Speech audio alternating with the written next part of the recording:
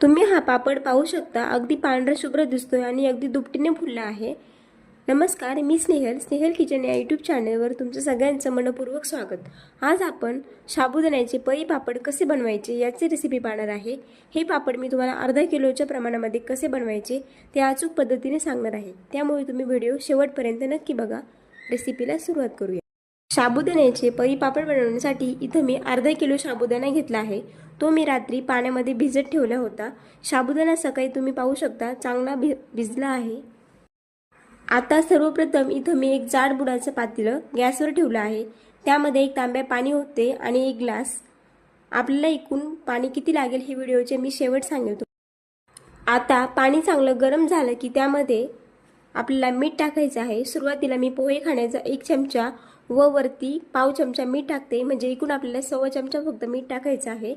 जास्त मीठ टाकायचं नाही, तर आपल्या पापड्या आहेत पाण्यामध्ये चांगलं मीठ मिक्स झालं की आपल्याला घेतलेला साबुदाणा टाकायचा आहे। एका हाताने साबुदाणा टाकायचा आहे व एका हाताने त्याला हलवत राहायचं आहे, म्हणजे साबुदाण्याच्या गुठळ्या तयार होत नाही। त्यासाठीच आपल्याला पाण्याला जास्त उकळी काढून घ्यायची नाही, नॉर्मल पाणी गरम करायचं आहे आणि मग मीठ टाकायचं आहे। व्हिडिओमध्ये पाहू शकता तुम्ही या प्रकारे साबुदाणा आपल्याला पाण्यामध्ये चांगला मिक्स करून घ्यायचा आहे। तुम्हाला आता थोडासा घट्ट दिसत असेल, पण साबुदाणा शिजतो तसं तो पातळ होत चालतो। अजून एक ग्लास मी इथं गरम पाणी टाकते। टाकलेले पाणी आपल्याला चांगलं मिक्स करून घ्यायचं आहे साबुदाण्यामध्ये।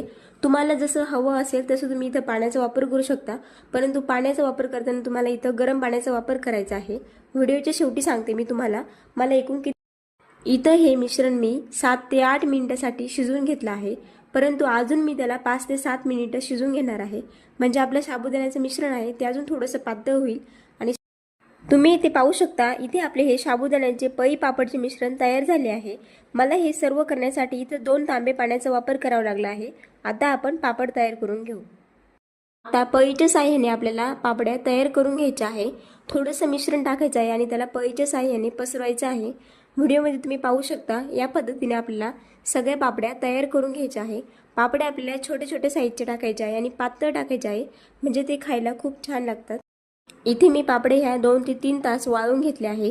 पापड्याची एक बाजू चांगली वाळून झाली आहे। आता तिला एक एक करून पलटी करून घेते, म्हणजे पापडची जी दुसरी बाजू आहे ती देखील चांगली वाळेल। या पद्धतीने मी आपल्या सगळ्या पापड्या पलटी करून घेते।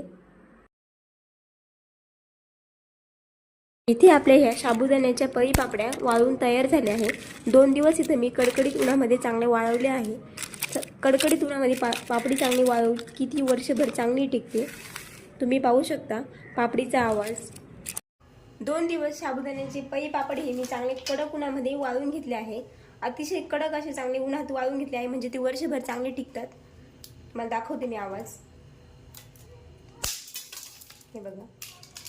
आता मी हा पापड तुम्हाला तळून दाखवते। तुम्हाला इथे मी हे पापड आहे ते तळून दाखवते। तुम्ही इथे पाहू शकता तेलामध्ये पापड टाकला की किती टम्म फुगतोय, अगदी पांढरा शुभ्र असं झालं आहे। खायला देखील खूप खुसखुशीत झाले आहे।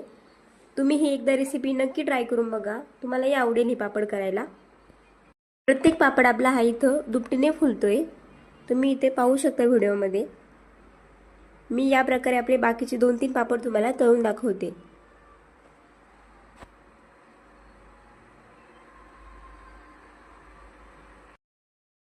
तळल्यानंतर हा पापड आपला दुप्पट फुलतो। तुम्हाला मी एक कच्चा पापड दाखवते, हे बघा। आणि तळून पापडची साईज तुम्ही पाहू शकता दुप्पट झाली आहे, अतिशय खुसखुशीत झाले आहे। अतिशय सोपी आणि साधी पद्धत आहे या पापड्यांची। एकदा ही रेसिपी नक्की ट्राय करून बघा। तुम्हाला माझी रेसिपी आवडत असेल तर माझ्या चॅनलला नक्की सबस्क्राइब करा।